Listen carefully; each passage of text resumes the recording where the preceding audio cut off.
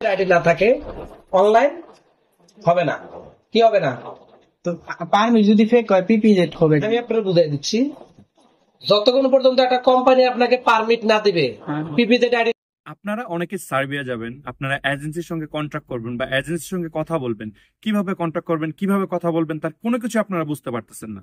আজকের এই ভিডিওর মাধ্যমে আমার একটা দর্শক, আমি তার এজেন্সির সঙ্গে যে কথোপকথন গোপন ক্যামেরায় তিনি ভিডিও ধারণ করেছেন, আমি এই ভিডিওটাকে দুইটি পার্টে পাঠ করবো, তার কারণ ভিডিওটি অনেক বড়। আজকের ফার্স্ট পার্টে আমি এই ভিডিওটি তুলে ধরে তার অর্ধেক অংশ নিয়ে কিছু আলোচনা করব এবং পরবর্তী ভিডিওতে বাকি অর্ধেক নিয়ে কিছু আলোচনা করব। আশা করি এই ভিডিওটি যদি আপনি সম্পূর্ণ দেখেন, সার্ভে নিয়ে আপনার অন্য কোনো ভিডিও দেখার প্রয়োজন হবে না এবং বাংলাদেশের এজেন্সিগুলো কিভাবে মিষ্টিমধুর কথা বলে আপনাকে দায়বদ্ধতা চাপিয়ে দিচ্ছে এবং কিভাবে আপনার সাথে প্রতারিত করছে সেই জিনিসটা আজ তুলে ধরো। গাইস, আসসালামু আলাইকুম, কি অবস্থা সবাই কেমন আছেন? আশা করি ভালো আছেন। আলহামদুলিল্লাহ আমি ভালো আছি।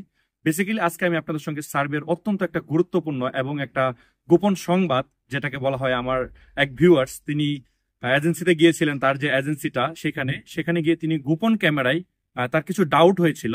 আগে এই জিনিসগুলো আপনার জানতে হবে, তাহলে আপনি ভিডিওটি বুঝবেন না। তার যে পারমিটটা আসছে এবং অনলাইন আসছে, এই বিষয়গুলো নিয়ে তার মনে একটা শঙ্কা দাঁড়িয়েছিল এবং কি কি শঙ্কা দাঁড়িয়েছিল আপনারা স্টেপ বাই স্টেপ এখন স্ক্রিনে দেখতে পাচ্ছেন।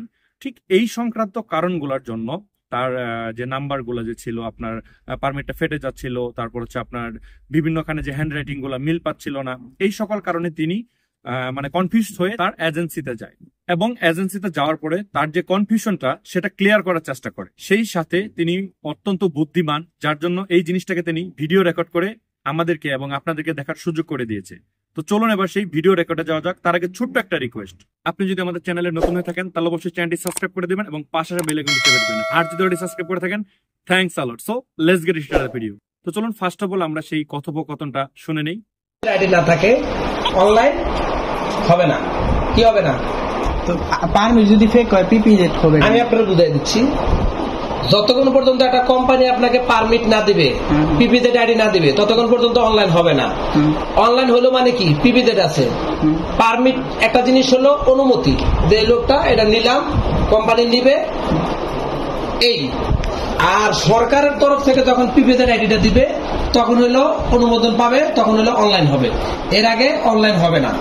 এখন আমার একটা কথা আপনি আগে বুঝেন যে এটা পারমিটটা যদি ফেক হয় তাহলে এটা দিয়া তো এটা অনলাইনে। এখন এই যে পারমিটটা ফেক, এটা বুঝলেন কি করে? পারমিট কি চেক করা যায়? পারমিট চেক করা যায় বলতে কি আপনার দুই তিন জায়গায়। এখন আমার কথা বুঝেন, প্রেসে যখন বই ছাপায়, প্রেসে যখন বই ছাপায়, প্রত্যেকটা বই একই প্রেস থেকে একই মেশিন থেকে বেরোচ্ছে, প্রত্যেকটা বইয়ের লেখা ছাপা কি একরকম স্পষ্ট ক্লিয়ার হয় না? তা ঠিক আছে, কিছু বিষয়, কিন্তু তাই বলে আমার অন্যটি হয় না কেন? এটা হলো পারমিট। হ্যাঁ, এই পারমিট এই সবারটার মধ্যে দেখবেন যে এরকম আছে, আপনারটা না। এখানে 14টা পারমিট আসছে, আমি কাজ করাচ্ছি অনলি 8টা, কালকে একটা বাদ দিছি। কোনটা? আব্দুর রহিম যেটা, ওইটা গতকালকেও বাদ দিয়ে দিচ্ছি। এখন আপনার যদি এত সন্দেহ থাকে তাহলে কাজ করবেন কেমনে? ধৈর্য ধরতে হবে। আমরা তো আপনাকে বিশ্বাস করে টাকাটা দিছে। বিশ্বাসটা হলো সবচেয়ে বড় জিনিস। আমি যদি আপনার কাজটা নাই করতে পারি তাহলে কাজটা নিলাম কেন? Abdur Rahim, Serbia stock processing লিখছি গতকালকে। আচ্ছা, আবার এই হোয়াটসঅ্যাপ থেকে দেখে নাই, এই হোয়াটসঅ্যাপ থেকে আবার কি দিছি? ভয়েস দিছি।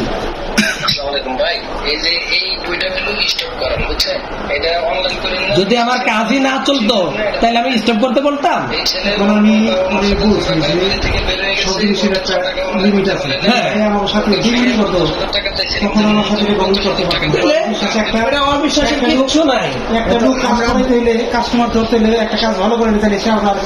অবশ্যই তোমাদের আগের গিলে অনলাইন হয়েছে না?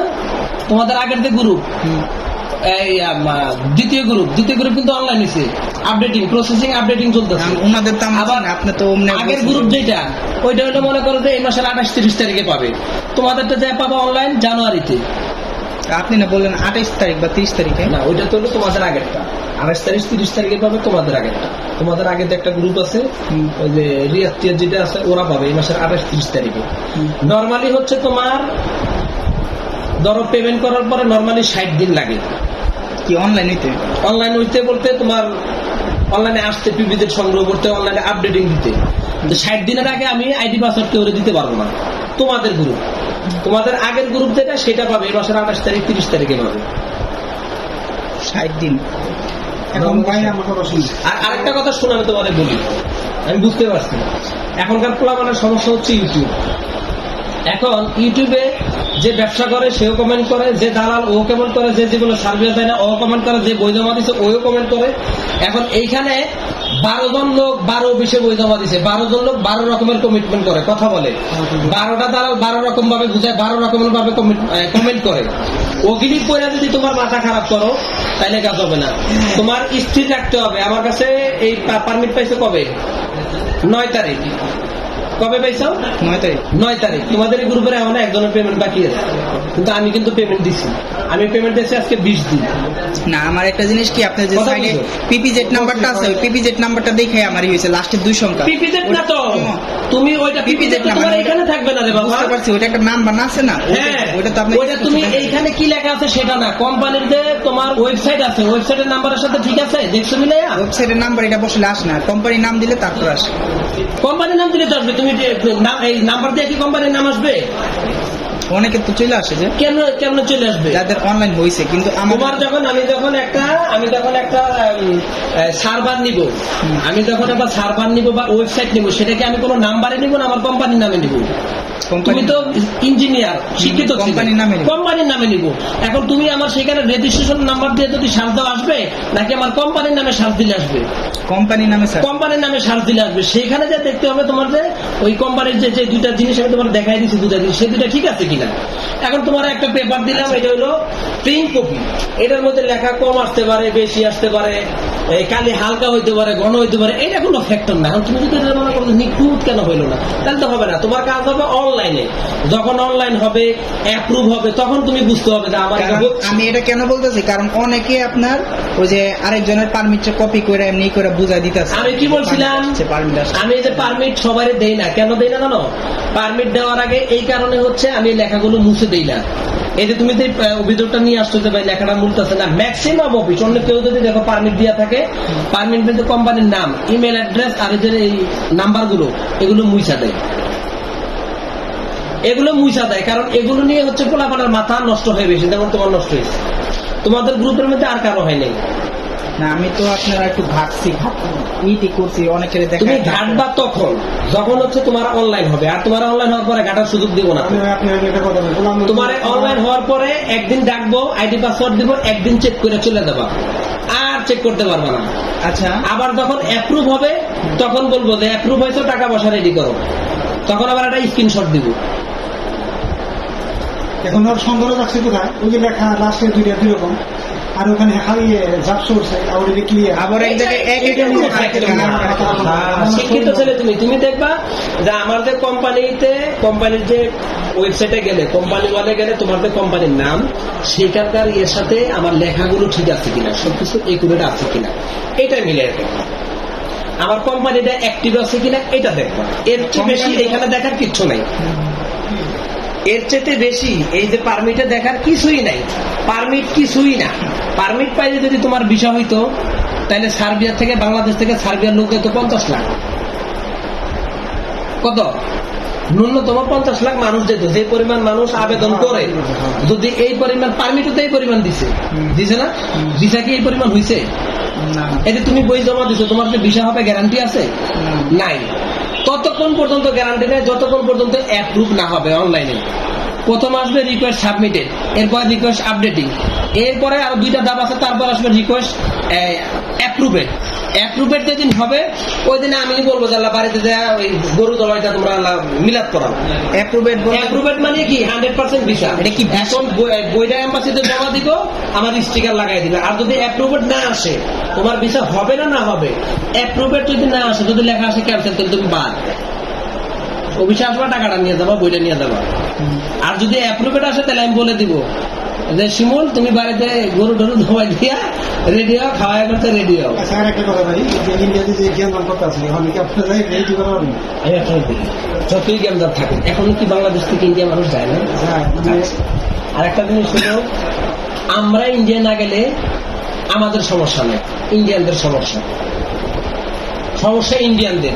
কলকাতা জিরো হয়ে গেছে, কলকাতা এখন মানুষটা ওরা মনে করেন এখন বলে যে আমরা ব্যবসায়ীরা বলে আমরা নিরাপত্তাও দিব, আমরা যারা ব্যবসা করি আমাদের ওই আছে। সো ভিউয়ার্স, আশা করি ভিডিওটি আপনারা মনোযোগ দিয়ে শুনছেন।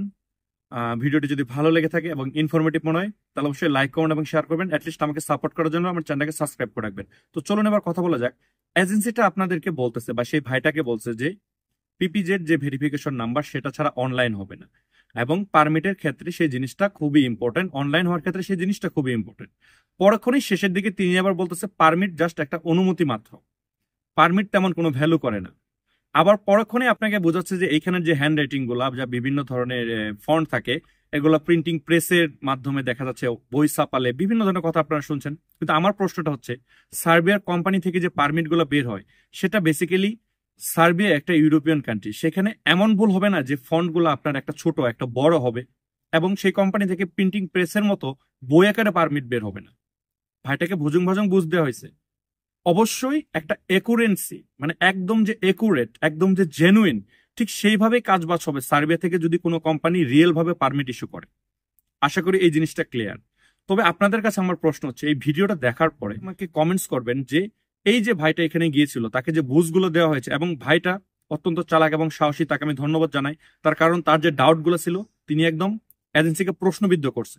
যদিও এজেন্সি বিভিন্ন ধরনের মিষ্টি মধুর কথা বলে সেখান থেকে বের হয়ে যাওয়ার চেষ্টা করছে, বাট ভাইটি প্রশ্ন করছে। তো চলুন এবার কথা বলা যাক। সে মতবাদ চেঞ্জ করতেছে, বারবার সে কথাগুলোকে চেঞ্জ করতেছে, তার কারণ হচ্ছে ভাইয়ের যে প্রশ্নগুলা, এই প্রশ্নটা সে প্রশ্নবিদ্ধ। সে বলতেছে যে অনলাইনের ব্যাপারটা যে আপনারা পারমিটটা যে চেক করবেন সে বিষয়ে এজেন্সি আপনাদেরকে বলতেছে পারমিট চেক করা যায় না। আবার এজেন্সি বলতেছে যে কোম্পানির যে রেফারেন্স নাম্বারগুলো থাকে, রেজিস্ট্রেশন নাম্বারগুলো থাকে, পিবিআই নাম্বারগুলো থাকে, এইগুলা দিয়ে নাকি অনলাইনে পারমিট চেক করা যাবে না, শুধু নাম দিয়ে কোম্পানির যে স্ট্যাটাসটা সেটা চেক করা যাবে। কেন ভাই? উনি যে বুঝটা দিছে যে আমি যদি আমার কোম্পানির জন্য একটা ওয়েবসাইট তৈরি করি, তার মানে কি যেই পারমিটটা বা যেই কোম্পানি থেকে পারমিটটা ইস্যু হয়েছে সে কি নিজস্বভাবে ব্যক্তিগতভাবে কি কোনো একটা ওয়েবসাইট কিনে খুলে দিয়েছে যে যেখানে শুধু এটাই সার্চ করা যাবে? পারমিট চেক করার যে অনলাইনের যে পেজটা, যে জিনিসটা বা যে ওয়েবসাইটটা আপনারা ব্যবহার করেন, এটা একটা মানে সর্বজনীন, সব দেশের পারমিট আপনি এখানে চেক করতে পারবেন। সো এখানে যদি আপনি রেজিস্ট্রেশন করতে যান সেক্ষেত্রে আপনার কোম্পানির নাম, আপনার কোম্পানির registration number, tax VAT number, everything সবকিছু প্রপার ডিটেলস ভাবে দিতে হবে। যদি না দেন এখানে আপনার কোম্পানি ইস্যু করবে না।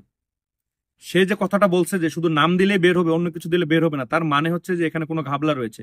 এবং পরবর্তী ভিডিওতে আরো গুরুত্বপূর্ণ আলোচনা পাবেন এবং ইন্টারেস্টিং কিছু খবর পাবেন।